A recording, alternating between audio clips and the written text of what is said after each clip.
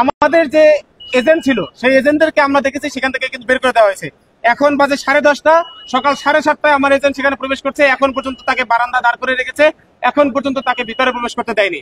আমরা এটা যখন তাৎক্ষণিক প্রতিবাদ জানাই তখন তারা বলে উপর থেকে নাকি এমন নির্দেশনা এসেছে ওই সিলেক্টেড যে 10 জন তাদেরকে নাকি শুধু ঢুকতে দেবে। অথচ 10 দিন আগে আমরা এর নাম জমা দিয়েছি, ছবি জমা দিয়েছি। গতকাল রাতে আমাদেরকে কার্ড দিয়েছে, সেই কার্ড নিয়ে আমাদের এজেন্ট গেছে, তাকে কিন্তু এখন পর্যন্ত ঢুকতে দেওয়া হচ্ছে না। এই ধরনের যে একটা পক্ষপাতমূলক যে ডাকসু আয়োজন এখানে চলছে, আমরা সেটার তীব্র নিন্দা জানাচ্ছি এবং আমরা মনে করি ঢাকা বিশ্ববিদ্যালয়ের শিক্ষার্থীরা প্রশাসনের এই ধরনের পক্ষপাতমূলক নির্বাচন আয়োজনের তারাও এটার প্রতিবাদ জানাবে তাদের ব্যালটে ভোট দেওয়ার মাধ্যমে। আপনারা জানেন এখানে যে 10 জন প্রার্থী আছেন এজেন্ট ভিতরে তারা নিয়েছেন, তার মধ্য থেকে 6 জন হলো ছাত্র দলের। আমি সেখানে গিয়ে দেখি ছাত্র দলের তাদের এজেন্ট হলো 6 জন। এখন যদি তারা শুধু নিজেদের লোকদের নিয়ে নিজেদের এজেন্ট দিয়ে যদি তারা এখানে ঢুকায় তাহলে আমাদের এজেন্ট কি ভুল করলো? ছাত্র দলের প্রার্থীরা কি এমন মহামানব, কি এমন সুপার ন্যাচারাল স্টুডেন্ট যে শুধু তাদেরটার ক্ষেত্রে তারা এজেন্ট দিতে দেবে, আমাদের এজেন্ট দিবে না? আমাদের অপরাধটা কোথায়? যদি এরকম পক্ষপাতমূলক ডাকসু আয়োজনের প্ল্যানই তাদের থাকে তাহলে এই ধরনের ডাকসু আয়োজনের তো কোনো দরকার নাই। হাজার হাজার শিক্ষার্থী, দেশের লক্ষ লক্ষ কোটি কোটি মানুষ এই নির্বাচন থেকে তাকিয়ে আছে।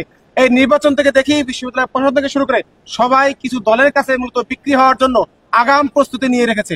সেই প্রস্তুতির অংশ হিসেবেই তারা কিন্তু এখন দেখি সিলেক্টেড বাছাই কিন্তু তাদের এজেন্টকে তারা ঢুকতে দিচ্ছে, আমাদের এজেন্টদেরকে তারা সেই কেন্দ্র থেকে কিন্তু বের করে দিচ্ছে। আমরা মনে করি এভাবে যদি আজকে পুরো দিন যদি নির্বাচন চলে, এই নির্বাচন কোনোভাবেই শিক্ষার্থীদের কাছে গ্রহণযোগ্য হতে পারে না।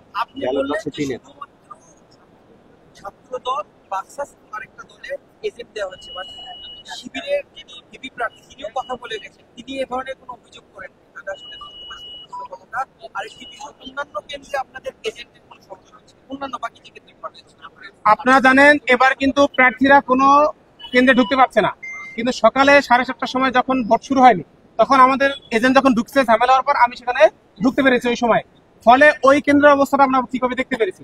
বাকি যে কেন্দ্রগুলো সেই কেন্দ্রে আমাদের এজেন্টের কি অবস্থা তারা তো সাথে ফোনও নিয়ে যায়নি, এখন পর্যন্ত কিন্তু সবগুলো আপডেট আমরা পাইনি। শুধু একটার মধ্যে আমি ঢুকতে পেরেছি, ঢুকে দেখেছি সেখানে সেই অবস্থা আমার এজেন্টকে, সে তো সাধারণ শিক্ষার্থী, সে তো আমার মতো পলিটিক্যাল নেতা, সেখানে প্রতিবাদ করবে, সে কিন্তু বারান্দায় দাঁড়িয়ে আছে।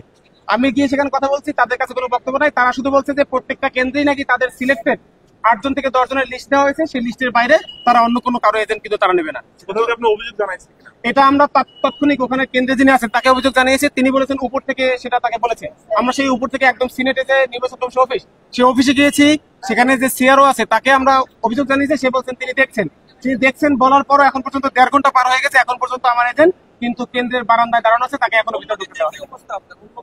অন্যান্য কেন্দ্রগুলো আমরা এখন পর্যন্ত খবর পেতে পাইনি, কারণ যারা প্রার্থী তারা কিন্তু ভিতরে ঢুকতে পারে না এবং যিনি এজেন্ট সে তো ফোন নিতে দেয় না, তাকে ফোনও নিতে দেয় না ভিতরে, প্রার্থীকেও ঢুকতে দেয়নি এবং আমার এজেন্টকেও ঢুকতে দিচ্ছে না।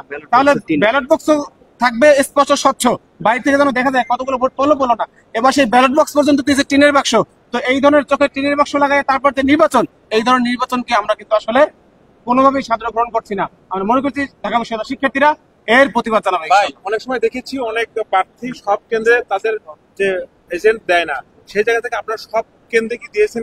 আমরা সবগুলো কেন্দ্রেই কিন্তু আমাদের পক্ষ থেকে এজেন্ট দিয়েছি।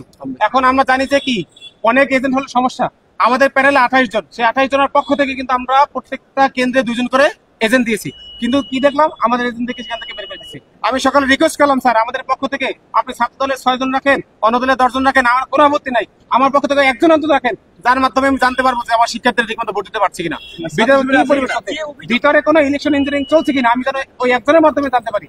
সেই কিন্তু একজনও কিন্তু আমাকে সেখানে ঢুকতে তারা দেয়নি। সেটা কোন কেন্দ্রে এটা? আমরা এখন পর্যন্ত নির্বাচনে আছি এবং আমরা মনে করি ঢাকা বিশ্ববিদ্যালয়ের শিক্ষার্থীরা জানে আমরা কখনো আচরণবিধির বাইরে কিছু জানি। আমরা একটা পজিটিভ রাজনীতি ঢাকা বিশ্ববিদ্যালয় ক্যাম্পাসে করি, শিক্ষার্থীরা এই ধরনের বৈষম্যের জবাব তাদের ব্যালট বক্সের মাধ্যমে দেবে ইনশাআল্লাহ। আমি খায়রুল আহসান মারজান, জিএস পদপ্রার্থী, ব্যালট নং 10।